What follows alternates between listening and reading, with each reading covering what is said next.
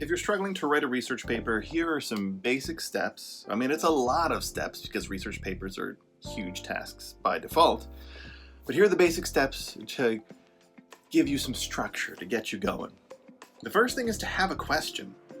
A lot of times we jump straight into the hypothesis or the thesis statement, thinking that that's how it's going to pull us forward. But we need a question to answer. That's what's going to make a compelling argument once you have your information. The next step is you do some basic research. Basically, you try to answer the question by checking out what other people have said. And here's the cool secret. As you're flipping through resources, whether it's a literal book or online websites or whatever you find, you'll bump into some cool sections or quotations or examples. Store those somewhere. Those are going to be your quotations for your paper. The old method is to turn them into note cards, and I recommend that. If you have some app that lets you create little digital note cards, cool, but if you want to use just like a packet of classic note cards, I recommend it. Once you have 20 or 30 of those stacked up, meaning you have gotten a lot of quotations and done some research, you can create your thesis. And thesis, in this context, is just the fancy name for an answer. You started with a question and now you think, a relatively competent answer. Now, you got to support it. You got to prove it with all this evidence you've collected. So you take your stack of note cards. I recommend, again, full-on paper note cards in a huge stack, as many as you can manage, but let us hope for at least 20 to 30. Then you start shimmying them into concept categories. Because as you asked your question, and as you did some background research, you probably noticed some recurring themes. Let's say you have 30 note cards. Most of them will kind of cluster together in a few different concepts. And so, like, if your question is, let's make up something crazy. Here's a crazy question. It might be, should we colonize the moon? And as you're doing research for that kind of question, you might notice things about the sheer physics of accomplishing that task. And a lot of your note cards will probably talk about just the mathematical, physical struggles. And then a lot of them will probably talk about survival issues. And then a lot of your note cards might talk about some other third category. And this is kind of the magic of doing background research and collecting note cards, is you'll see some recurring themes. Now, there'll be a few stragglers where, like, you don't know where, here's a note card, you don't know where it's going to fit. That's okay. You set it aside. It can be supplementary information, or you can bring it back in as you start writing your paper. What you have so far, 3 groupings of relatively related concepts as you're trying to answer your original question based on your thesis. Lo and behold, you have begun the format of your 5-paragraph essay.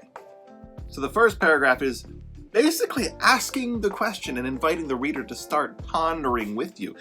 And you might start literally with a question mark, or you might pose some other story. It can be narrative, like, oh, a long time ago we first landed on the moon, in this made-up case that I had just now. Or you could quote some statistics about fuel costs. Who knows? There are lots of options, but the first paragraph is drawing your reader into the concern, the question with you. Then, with those 3 stacks of note cards, you'll turn those into your 3 body paragraphs. It takes work, of course. The writing is its own undertaking. Writing individual sentences that sound relatively cohesive is its own job. But this particular tool is going to help you make it that much easier. You have your note cards, you cluster them next to you. You don't actually have to have them sitting next to you. Again, they can be digital. You use those note cards to help you structure. And the first paragraph, you'll start talking about that theme, one of those themes that popped up. You'll use maybe quotations, maybe just concepts from those note cards, and having those note cards will help you actually do the official citation, and you'll progress that way.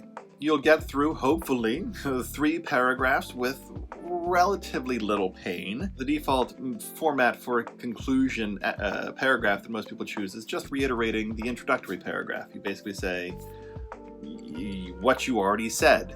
But here's one gem that I think fits so well into conclusion paragraphs, is basically like a call to action. Now, in this made-up case, you're like, should we colonize the moon? It's hard to say, hey, we should go colonize the moon. Why don't you, reader, go do that? The call to action doesn't have to be that direct, that potent. But the call to action should encourage the reader to take a slightly more vested interest in what's happening and what you've said. Because you've gone through this whole paper, you had your question, you had your thesis, you have now all of this rich content supporting your thesis, but you don't want to leave the reader just having absorbed a bundle of information. You want to leave the reader with something, at least something to ponder for the rest of that day, and maybe even an urge to take some kind of small action, if it's only to research further. It's hard to formulate, hard to write, but that should be the last task in your paper writing efforts, to give your reader a call to action. So, next time you write a paper, start with a question and follow these steps. You will find that your paper turns out quite satisfying. If you appreciated this summary on how to write a research paper but still feel like you need a little bit of extra help, you can check out my tutoring website at www.gamutacademy.com and fill out a contact form or just skim through the different testimonials and information you find there.